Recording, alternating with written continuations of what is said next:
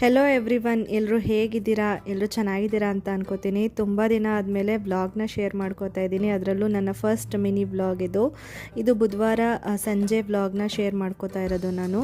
ತುಂಬ ಜನ ಹೇಳ್ತಿದ್ರಿ mini vlog ಆದರೂ ಮಾಡಿ, ಡೈಲಿ ವ್ಲಾಗ್ಸ್ ಅಂತೂ ಮಾಡ್ತಿಲ್ಲ ಅಂತ. ಹಾಗಾಗಿ ಇದನ್ನು ಕೂಡ ಟ್ರೈ ಮಾಡೋಣ ಅಂತ ಮಾಡ್ತಾ ಇದ್ದೀನಿ.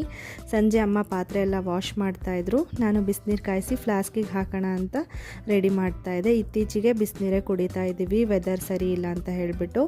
ಹಾಗೆ ಹೊರಗಡೆ ಕೂತ್ಕೊಂಡು ಟೈಮ್ ಪಾಸ್ ಮಾಡ್ತೀವಿ. ಮತ್ತು ಗಿಡದಲ್ಲಿ ಹೂ ಬಿಟ್ಟಿತ್ತು, ಅದನ್ನು ಕಿತ್ತಿರಲಿಲ್ಲ, ಚೆನ್ನಾಗಿದೆ ನೋಡೋಕ್ಕೆ ಹಾಗೇನೆ ಅಂದ್ಬಿಟ್ಟು ಹಾಗೆ ಬಿಟ್ಟಿದ್ದೆ. ಆಮೇಲೆ ಬಂದು ನೀರು ಸ್ವಲ್ಪ ಇನ್ನೂ ಜಾಸ್ತಿ ಕಾದಿತ್ತು, ಆರದ ಮೇಲೆ ಫ್ಲಾಸ್ಕಿಗೆ ಹಾಕೋಣ ಅಂದ್ಬಿಟ್ಟು ರಂಗೋಲಿ ಡಿಸೈನ್ಸ್ನ ನನ್ನ ಡೈರಿನಲ್ಲಿ ಬರೆದಿಟ್ಕೋತಾ ಇದ್ದೀನಿ. ಇದು ಆ್ಯಕ್ಚುಲಿ ಅಮ್ಮನ ಹಾಬಿ, ನಾನು ಅದನ್ನು ಕಂಟಿನ್ಯೂ ಮಾಡ್ತಾ ಇದ್ದೀನಿ ಅವ್ರ ಜೊತೆಗೆ ಸೇರಿಕೊಂಡು.